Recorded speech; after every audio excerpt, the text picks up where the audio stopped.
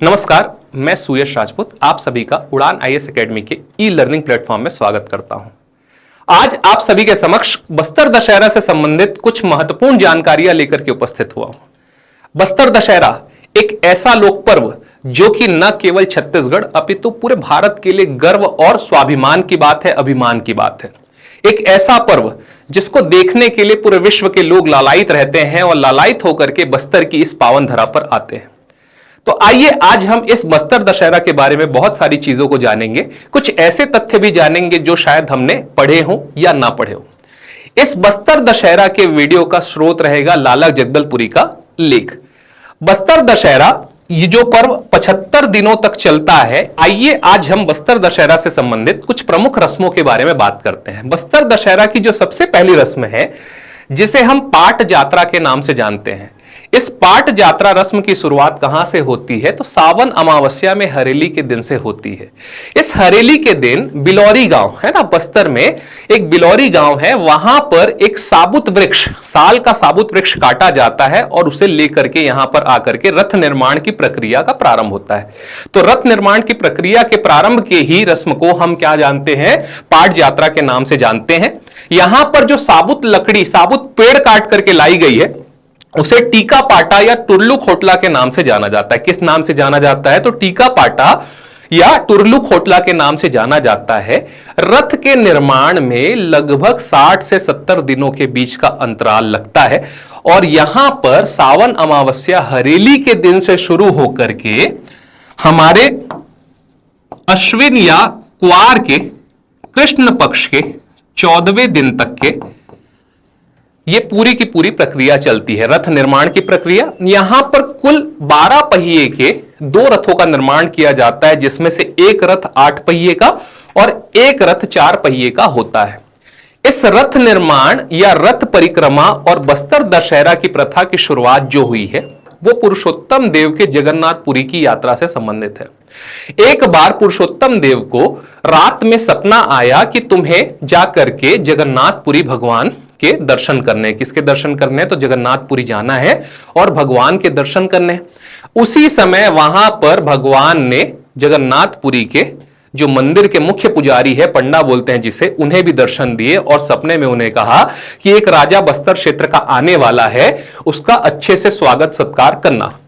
अब पुरुषोत्तम देव यहां से पद यात्रा करते हुए कहां पहुंचते हैं, जगन्नाथपुरी पहुंचते हैं और जगन्नाथपुरी जाकर के भगवान के दर्शन करने के पश्चात बहुत ज्यादा मात्रा में धन और आभूषण वहां पर दान में देते हैं। जिसके पश्चात वहां का जो पंडा रहता है, वहां का जो मुख्य पुजारी रहता है, वो पुरुषोत्तम देव, काकती नरेश पुरुषोत्तम देव को रथपति की उपाधि देता है और रथपति की उपाधि देकर के 12 पहियों का एक रथ गिफ्ट देता है। अब जब वो बस्तर आए तो उनका बहुत ज्यादा जोर शोर से स्वागत किया गया। बहुत जोरों शोरों से स्वागत करने के पश्चात वहां पर तुपकियों से और फूल से उनका स्वागत किया गया। इसलिए हम देखते हैं कि रथ यात्रा के साथ साथ गोंचा पर्व, खास करके गोंचा पर्व में रथ के स्वागत में तुपकियां चलाई जाती है।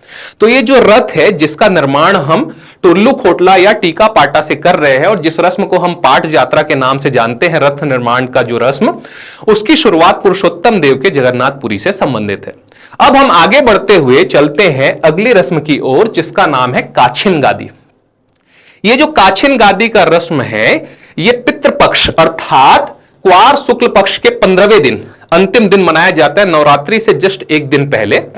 इसमें राजा का प्रतिनिधि जो राजा के दरबार से निकट एक काछिनगुड़ी नाम की जगह है वहां पर जाता है, जहां पर एक मृगान कन्या, जिसे हम काछिन देवी या रण देवी के नाम से जानते हैं, वो क्या होता है, एक मृगान कन्या अर्थात एक ऐसी बालिका जिसके रजो धर्म की शुरुआत नहीं हुई है, ऐसी कन्या को हम क्या मानते हैं, काछिन देवी या रण देवी मानते हैं, जिसमें माता दंतेश्वरी का वास होता है और माता दंतेश्वरी के वास से आज्ञा लेने के लिए यहां पर इस रस्म को किया जाता है।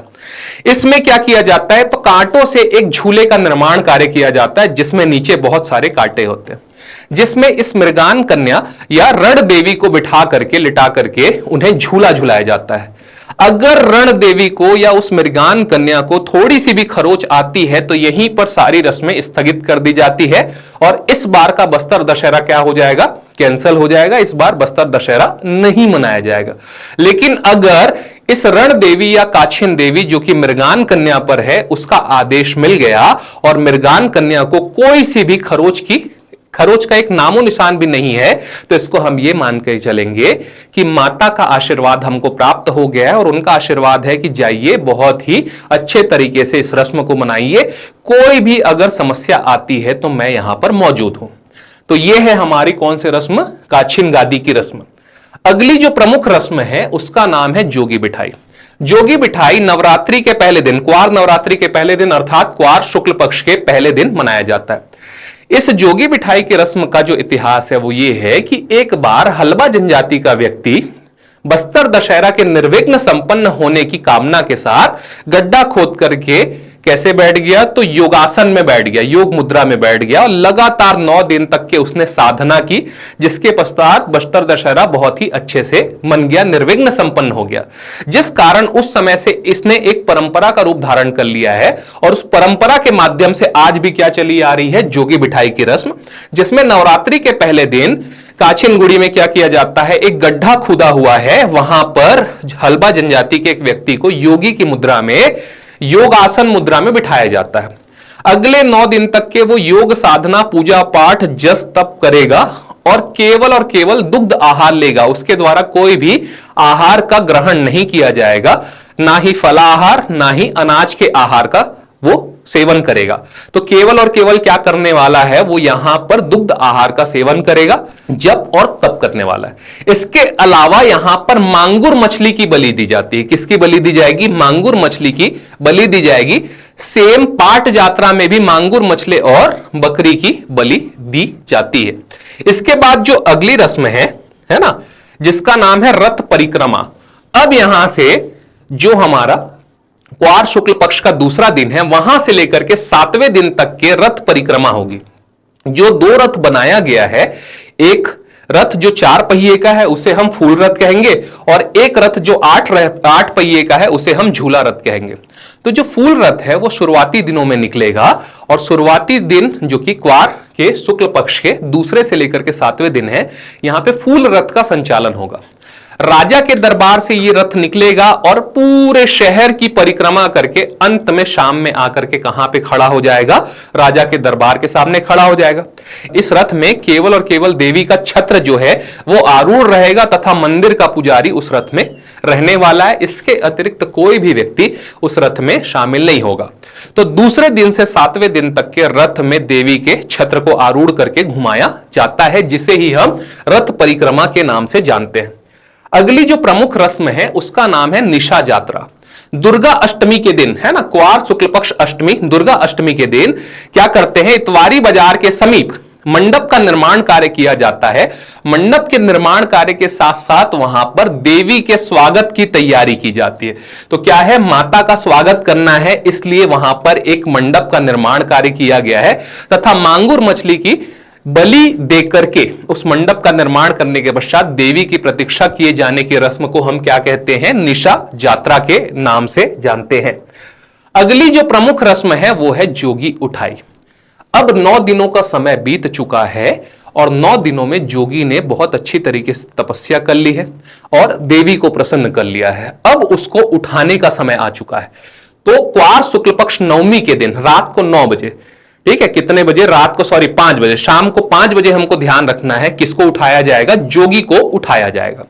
जोगी को उठा करके राजा का प्रतिनिधि या राजा स्वयं आकर के क्या करेंगे? दुग्ध आहार पिलाएंगे और उन्हें बीड़ा और एक रुमाल देकर के उनका धन्यवाद ज्ञापित किया जाएगा कि आपने जो तप किया है उसके लिए हम आपको धन्यवाद ज्ञापित करते हैं और आगे की प्रक्रिया भी निर्विघ्न संपन्न होगी, ऐसी कामना हम करते हैं। तो अब आप क्या करिए? अब आप उस योगासन अवस्था से उठ जाइए। इस प्रकार इस रस्म को क्या कहा जाता है? जोगी उठाई। उसी दिन दुर्गा नवमी के दिन शाम में रात में 9 बजे मावली पर घाव।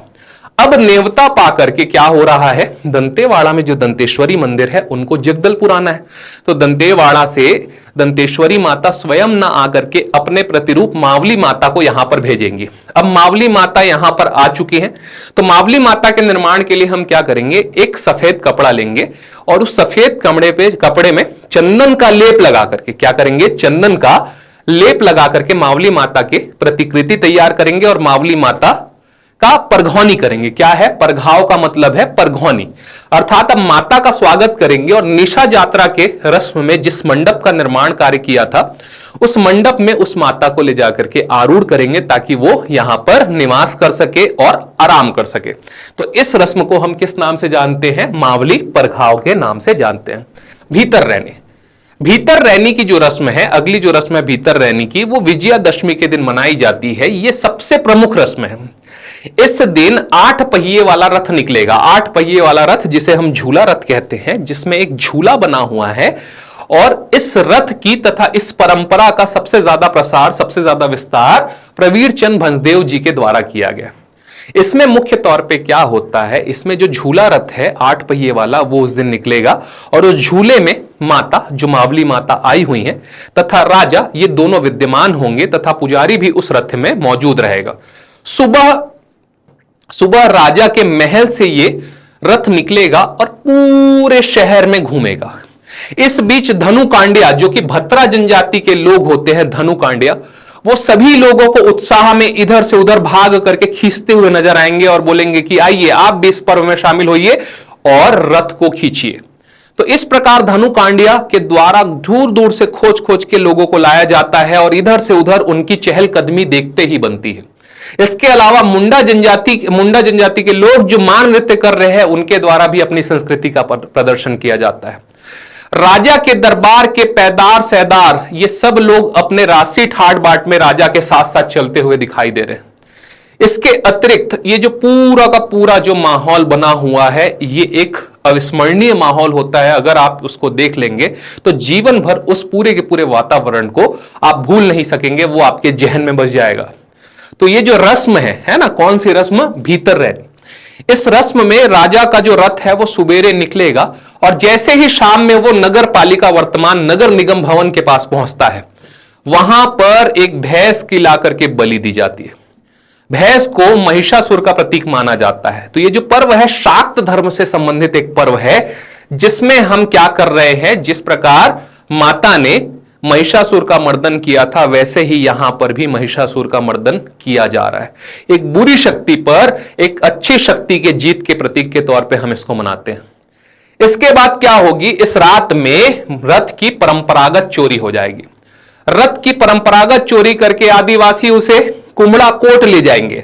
अगली सुबह जब राजा उठेगा तो परेशान हो जाएगा कि अरे भैया, मेरा रथ गया तो गया कहां? माता मुझसे रूठ तो नहीं गई? इसी कारण मेरे रथ की, अर्थात ये बस्तर दशहरे की रथ की चोरी हो चुकी है। तो माता का नाम लेकर के जगह जगह वो भटक भटक के क्या करेगा, रथ को खोजेगा।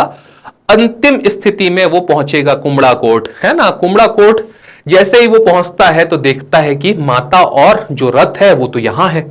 अब जाकर के वो माता से क्षमा, क्या मांगता है? माता से क्षमा मांगता है कि हे माता, मुझसे जो भी गलती हो गई है मैं उसके लिए क्षमा प्रार्थी हूं, तो कृपया करके मुझे माफ कीजिए और मेरे साथ वापस चलिए। माता उसे क्षमा प्रदान करती है। उसके पश्चात वो क्या करता है, उसके पश्चात वो नए अन्न से भोजन बनवा करके पूरे के पूरे गांव को भोज करवाता है। उस गांव को भोज करवाने के बाद जब वो वापस रथ को लेकर के आता है तो इस प्रकार ये बाहिर रहने की परंपरा होती है समाप्त, बाहिर रहने की रस्म होती है समाप्त। इसके पश्चात पूरा का पूरा मुख्य त्यौहार समाप्त हो चुका है। अगली जो रस्म है जो कि बस्तर दशहरा में, उसे हम मुरिया दरबार के नाम से जानते हैं। इस मुरिया दरबार का इतिहास मुरिया विद्रोह से जुड़ा हुआ है। सन 1876 में एक विद्रोह हुआ था बस्तर क्षेत्र में, जिसे हम मुरिया विद्रोह के नाम से जानते हैं। इस विद्रोह का मेन आउटकम यह था कि राजा और प्रजा के बीच में थोड़ी सी मिसअंडरस्टैंडिंग क्रिएट हो गई थी। दोनों के बीच में संवादहीनता का भाव पैदा हो गया था, जिस कारण बहुत सारी गलतफहमियां थी और राजा प्रजा के साथ काम ढंग से नहीं कर पा रहा था और दोनों के बीच संवादहीनता होने के कारण सारी की सारी परिस्थितियां विपरीत होती जा रही थी।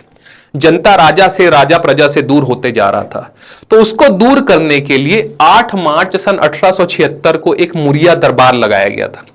उस मुरिया दरबार में राजा उपस्थित हुआ था और आसपास के समस्त लोग जो उसके प्रजा है, उनकी जो प्रजा है वो सारे के सारे लोग उपस्थित हुए थे और राजा ने क्या किया था, उनसे संवाद स्थापित करते हुए उनकी समस्याओं को सुन करके उनकी समस्याओं को सुलझाया था, जिससे दोनों के बीच एक संबंध स्थापित हुए थे, एक ट्रस्ट डेवलप हुआ था। तो उसी परिस्थिति में क्या हुई थी, किसकी शुरुआत हुई थी, मुरिया दरबार की, और वो आज तक अनवरत चलता आ रहा है। तो ये जो मुरिया दरबार की रस्म है, इस पर्व की सबसे महत्वपूर्ण रस्म है। इसमें राजा शाम को 5 बजे अपने दरबार में प्रजा से संवाद करता है, उनसे फीडबैक लेता है, उनकी समस्याओं को सुनता है और उन सभी का समाधान करता है। तो ये बहुत प्रमुख रस्म है। इसके पश्चात आगे बढ़ते हैं अगली रस्म की ओर, जिसे हम ओहाड़ी या गंगा मूड़ा यात्रा के नाम से जानते हैं। ये जो पर्व है ना, उसका सबसे अंतिम रस्म है ओहाड़ी। इसमें माता की विदाई का पर्व है। माता को अब हम कहां भेज रहे हैं, वापस से दंतेवाड़ा भेज रहे हैं और माता को विदा करने के लिए यहां पर मांगुर मछली की बलि दी जा रही है। मुख्य तौर पे अगर यात्रा शब्द के शाब्दिक अर्थ की बात करें तो उसका अर्थ होता है महायात्रा। महायात्रा का अर्थ है बलि। इस पूरे के पूर्व पर्व में बहुत सारे जानवरों की बलि दी जाती है। जैसे हमने देखा, भैंस की बलि दी गई, बकरी की बलि दी गई और मांगुर मछली की बलि दी गई। तो इस प्रकार अगर मैं आपसे कहूं कि यह पर्व बहुत महत्वपूर्ण पर्व है, समरसता का प्रतीक है, राजा और प्रजा के संवाद को स्थापित करने का प्रतीक है, एक संवादहीनता को दूर करने का प्रतीक है, लोगों के आकर्षण का केंद्र है और बस्तर दशहरा छत्तीसगढ़ की संस्कृति को डिपिक्ट करता हुआ विश्व के समक्ष प्रस्तुत करने वाला एक पर्व है, तो यह अतिशयोक्ति नहीं होगी।